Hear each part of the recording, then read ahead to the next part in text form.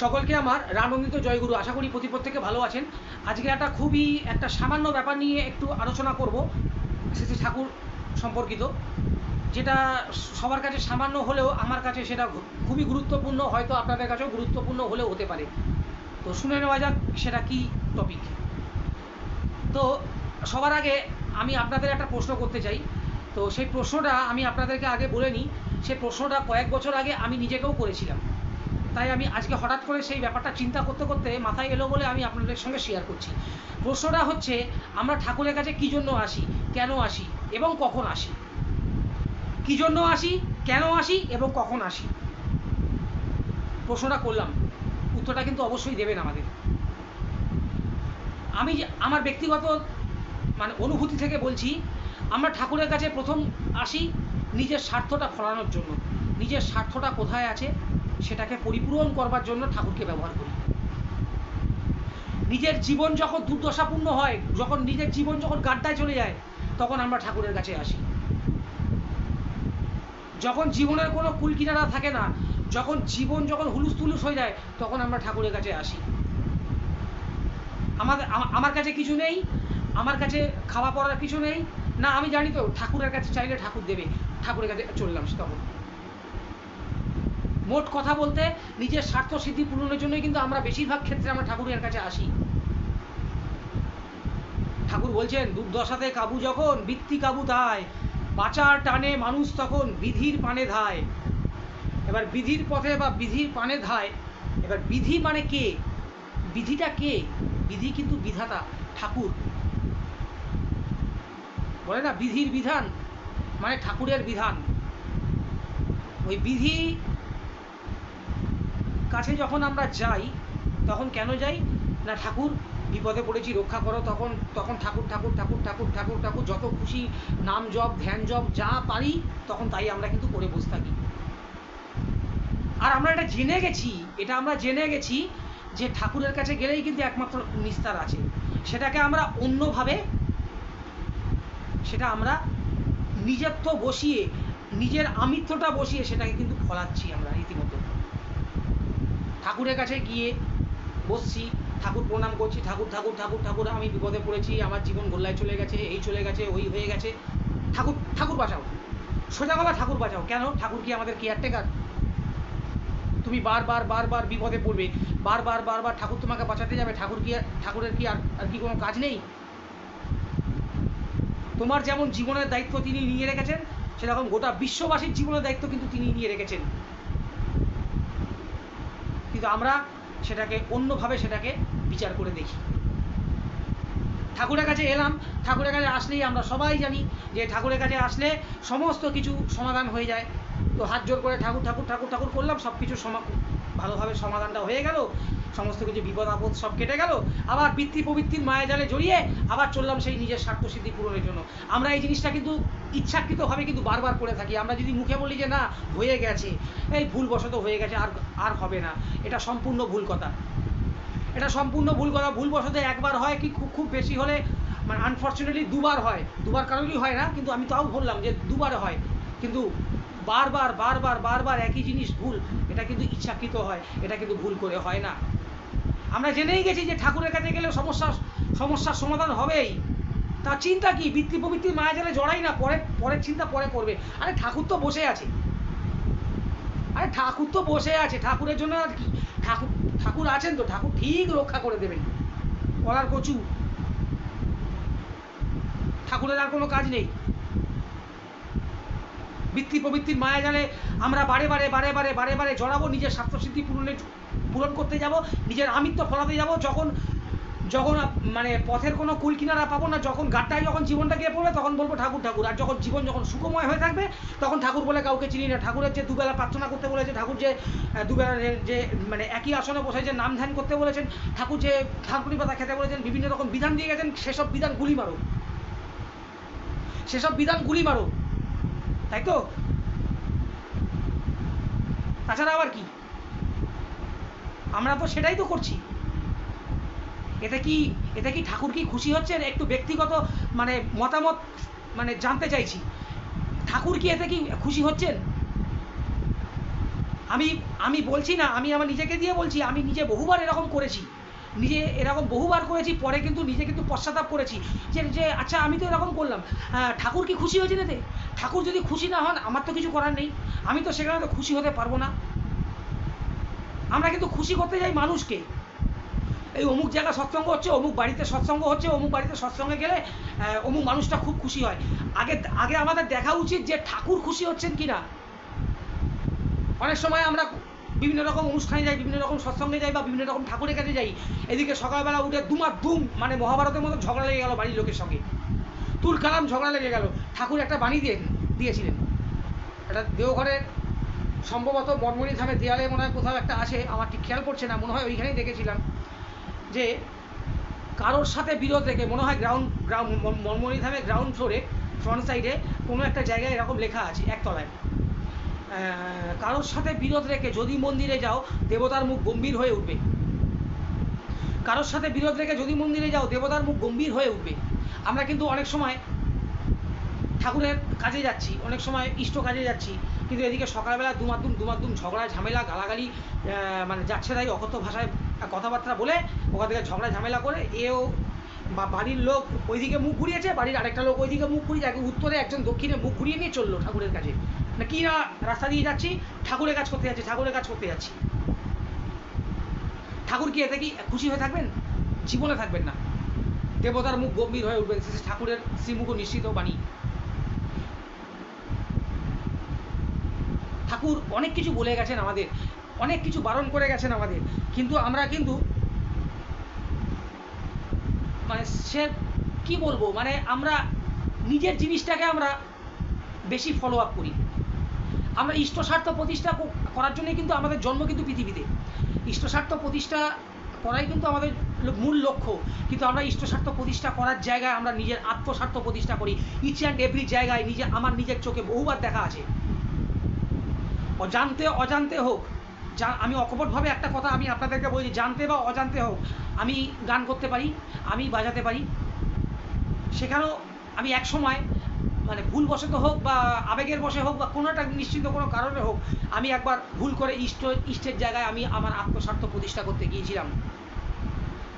আমি নিজের আত্মস্বার্থ প্রতিষ্ঠা করতে গিয়েছিলাম যে আমি ভালো গান করতে পারি, আমি ভালো বাজাতে পারি, সে বহু বছর আগেকার কথা বলছি। কি হলো, আমার সেখানে কিন্তু কোনো কিন্তু লাভ হয়নি, বরঞ্চ কিন্তু লোকসানই কিন্তু হয়েছে। আমি তখন ঠাকুর বুঝিয়ে দিলেন আমাকে, ঠাকুর ইনডাইরেক্টলি আমাকে বুঝিয়ে দিলেন যে ইষ্ট স্বার্থ কিন্তু প্রতিষ্ঠা করাই আমাদের জীবনে কিন্তু প্রধান লক্ষ্য, আত্মস্বার্থ নয়। সেই মুহূর্ত থেকে আমি সেখান থেকে কিন্তু সরে গেলাম যে না, ঠাকুরের কথা, ঠাকুর দুঃখ পাবেন, ঠাকুর কষ্ট পাবেন, না আমি এটা করবো না। কিন্তু আমরা কিন্তু অনেকেই কিন্তু সেটা কিন্তু ভেবে থাকি না, ভুলবশতই হোক বা অন্য কোনো যে কোনো কারণেই হোক, আমরা কিন্তু সবসময় দৌড়াই আত্মস্বার্থ প্রতিষ্ঠা করবার জন্য। কোথায় আমার একটু নাম হবে, কোথায় আমার একটু যশ হবে, কোথায় আমার একটুখানি আমাকে সবাই লোকে একটু ভালো বলবে, কোথায় আমার একটু নামডাক হবে। হ্যাঁ, আমার একটা সেন্টার আছে, আমার একটা আছে সেন্টার আছে, আমি একটা মন্দিরের ইনচার্জ, আমি একটা কেন্দ্রের ইনচার্জ, ব্যাস। আর তুই কেন্দ্রের ইনচার্জ, ঠিক আছে, কেন্দ্রটা কার? তোর তো নিজের তো কেন্দ্র নয়, আপনাদের তো নিজের তো কেন্দ্র নয়, আমার তো নিজের কোনো কেন্দ্র নয়, কেন্দ্র তো ঠাকুরের। তা আমাদের যদি অহংকার হয়, একমাত্র ঠাকুরকে নিয়ে অহংকার হবে, পরম পিতাকে নিয়ে অহংকার হবে। আমি সদ্গুরু শরণাপন্ন হয়েছি, সেইটাই আমার কাছে অহংকার থাকবে। অহংকারের বিষয় একমাত্র পরম পিতা ছাড়া আদার্স কিছু থাকবে না। কিন্তু আমরা অহংকার করি নিজেকে নিয়ে, আমার ভালো চাকরি রয়েছে, আমি ভালো গান করতে পারি, আমি ভালো বাজাতে পারি, আমি ভালো বক্তৃতা দিতে পারি, এটাই আমার কাছে অহংকার। ঠাকুর বলেন, মানে এটা অনেক পৌরাণিক যুগের কথা, ঠাকুরও বলেছে যে অহংকার পতনের মূল, তাই তো? এটা আমরা কিন্তু সবাই জানি যে অহংকার কিন্তু পতনের মূল, আর সেটা কিন্তু সত্যিই হয়, সেটা কিন্তু সত্যিই হয়। সে যদি ঠাকুরও ধরে থাকে, সে যদি আষ্টপৃষ্টভাবে যদি ঠাকুরও যদি ধরে থাকে, সে যদি কোনো উঁচু মানেরও কোনো যদি মানুষ হয়, কর্মফল কিন্তু কাউকে কিন্তু ছাড়বে না। ঠাকুর কিন্তু কর্মফল কিন্তু খুব ভালো করে বলে গেছেন, কর্মফল কিন্তু বিধির বিধানকেও কিন্তু ছাড়ে না। আমি যে কর্মটা করব, যদি বাজে কর্ম করি, সেই বাজে কর্মের ফল আমাকে কিন্তু নিশ্চয়ই পেতে হবে। আমি যদি কোনো সুকর্ম করি, সেই সুকর্মের ফল আমাকে কিন্তু নিশ্চয়ই পেতে হবে। সেটা ইহ জন্মে না হোক পরজন্মে অবশ্যই, কিন্তু পেতে হবেই হবে, পেতে হবেই হবে। কর্মফল এত মারাত্মক জিনিস, তাই ঠাকুর আত্মস্বার্থ প্রতিষ্ঠা করতে নিষেধ করেছেন। ঠাকুর বলছেন ইষ্টস্বার্থ প্রতিষ্ঠা করাই আমাদের জীবনের প্রধান লক্ষ্য। আমাদের জীবনের একমাত্র উপাস্য পরম প্রেমময় শ্রী ঠাকুর, তার চরণে আমরা আজকে প্রত্যেকে বসে এইক্ষুনি ঠাকুরের কাছে বসে আমরা হাত জোর করে অন্তত শপথ করি যে ঠাকুর, আমি যা করেছি করেছি, আর নয়।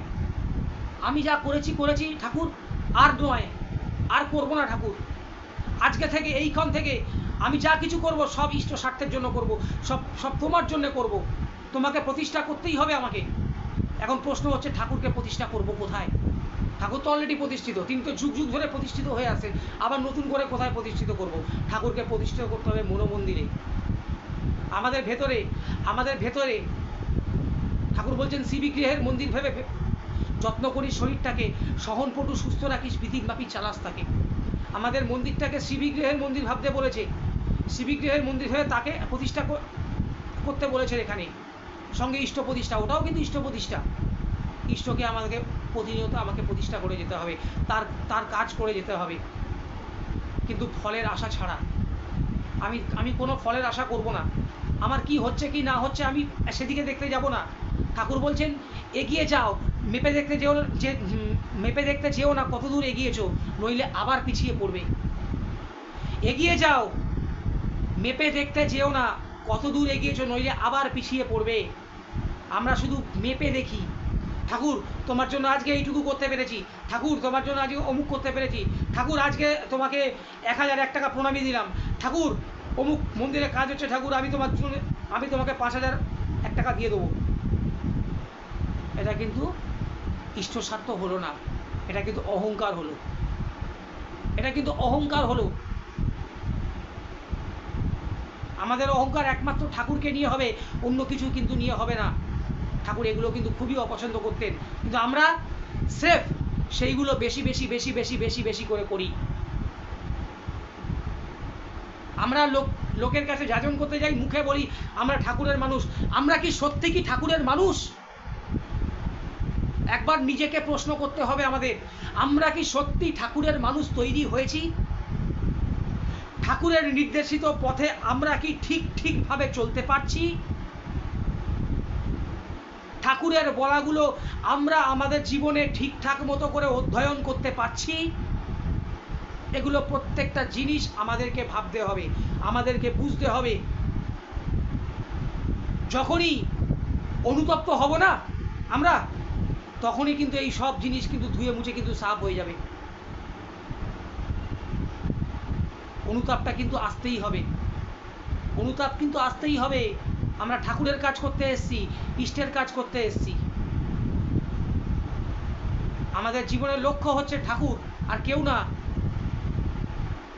আর ঠাকুরের প্রতিভু শ্রী শ্রী আচার্যদেব, যিনি আচরণ করে প্রতিনিয়ত আমাদেরকে শেখাচ্ছে ঠাকুরের পথে কিভাবে আমাদের চলতে হবে, কিভাবে আমাদেরকে চলতে হবে, যার জন্য ঠাকুর আচার্য পরম্পরা রেখে গেছেন এ যুগে এসে। কিন্তু আমরা সেগুলো দেখেও আমরা চোখটা বন্ধ করে থাকি, ঘরে গিয়ে সেগুলো কিন্তু নিজেদের মধ্যে কিন্তু ফলাই না। আমরা স্কুলে ভর্তি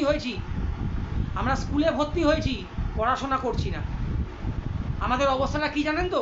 আমরা স্কুলে ভর্তি হয়ে গেছি, স্কুলেও যাই না, পড়াশোনা, হ্যাঁ স্কুলে যখন ইচ্ছা হলো গেলাম, না ইচ্ছা হয় না গেলাম, পড়াশোনা করলাম না, লেখাপড়া কিছু করলাম না, টিউশনিও পড়লাম না।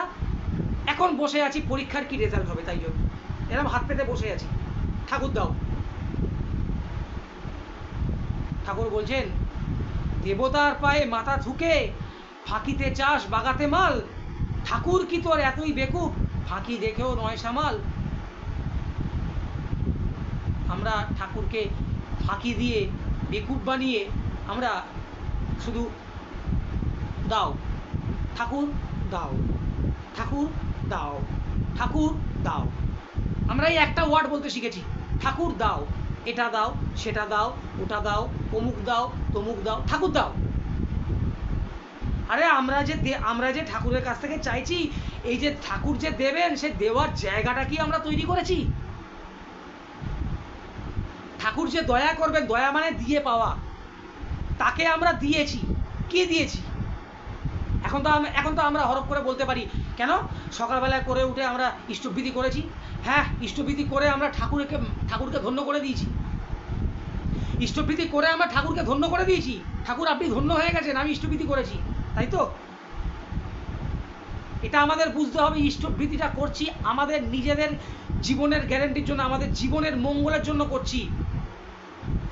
আমাদের জীবনের মঙ্গলের জন্য করছি। ইষ্টবিধি সম্পর্ক অনেক বড় বড় পাতা আছে, বড় চ্যাপ্টার আছে। আলোচনা করতে গেলে রাত দিন কাবার হয়ে যাবে, তবুও তার আলোচনা শেষ হবে না। আমি শুধু স্যার এইটুকুও বলবো, ইষ্টবিধিটা করি একমাত্র নিজেদের জন্য করি, নিজেদের মঙ্গলার্থে করি। আমাদের যাতে জীবনের পরম মঙ্গল হয়, দিনটা যেন মঙ্গলের সঙ্গে শুরু হয়, সেই রাত্রে শুতে যাওয়ার আগে অবধি আমি জীবনটাকে তার কাছে সারেন্ডার করছি ওই ইষ্টবিধির মাধ্যমে। তা কি আমরা কি ভাবি যে সকালবেলা উঠে ইষ্টবিধি করলাম, ব্যাস ঠাকুর আপনি ধন্য হয়ে গেছেন, ঠাকুরকে ধন্য করে দিয়েছি? হবে না। ফাঁকিবাজির জায়গা এটা নয়। সৎসঙ্গ জগৎ কিন্তু ফাঁকিবাজির জায়গা নয়। যারা এই জায়গাটাকে ফাঁকিবাজির জায়গা বলে মনে করবেন, তারা কিন্তু বহুত পস্তাবেন। সৎসঙ্গ কিন্তু এমনি ছেলে খেলার কিন্তু জায়গা নয়। এই জগৎটা হচ্ছে আমাদের কর্মজগৎ। আমাদেরকে করতে হবে, করার ফলে তার ওপরে কিন্তু আমরা সেই জিনিসটা পাবো। আমরা যেমন পরীক্ষা দেবো তেমন কিন্তু রেজাল্ট পাবো। 4টে অঙ্ক করে 10টা অঙ্কের কোনোদিন নাম্বার আমরা কিন্তু পাবো না, সেই আশা কিন্তু করলে হবে না। কাজেই আমি যেটুকু ব্যক্তিগত অনুভূতি আমি সেটুকুই বলবার চেষ্টা করলাম। শুধু এটুকুই বলবো যে আজ থেকে আমরা ঠিক করে নিই, নিজেরাই মনে ঠিক করে নিই যে যেগুলো করেছি, আজকে অবধি যেগুলো করেছি আর নয়, এরপর থেকে আমি আর করব না। চেষ্টা করে দেখি না, হয়তো 2-1 বার হয়তো হতে পারে, ভুল হয়ে যেতে পারে, কারণ মানুষ হচ্ছে অভ্যাসের দাস। অভ্যাস হয়ে গেছে, সেই কবে থেকে করে আসছি তো এরকম অভ্যাস হয়ে গেছে। হ্যাঁ, 1-2 বার হতে পারে, কিন্তু সঙ্গে সঙ্গে সেটাকে আমাদের শুধরে নিতে হবে। আত্ম অহংকার নিজের মনের মধ্যে থেকে দূরে ফেলে দিতে হবে। একদম মনের মধ্যে কোনো রকম অহংকার আনা চলবে না। একমাত্র যদি অহংকার আসে, সেটা একমাত্র পরম পিতাকে নিয়ে, আদার্স কোনো জিনিসের দিকে নয়। আর আমিত্বভাব, এই যে আমি সব, আমি অমুক করে দেবো, আমি তমুক করে দেবো, আমি এই করব, আমি সেই করব, আমি ওই করে দেবো। আরে তুই করবার কে? আপনি করবার কে? বা আমি করবার কে?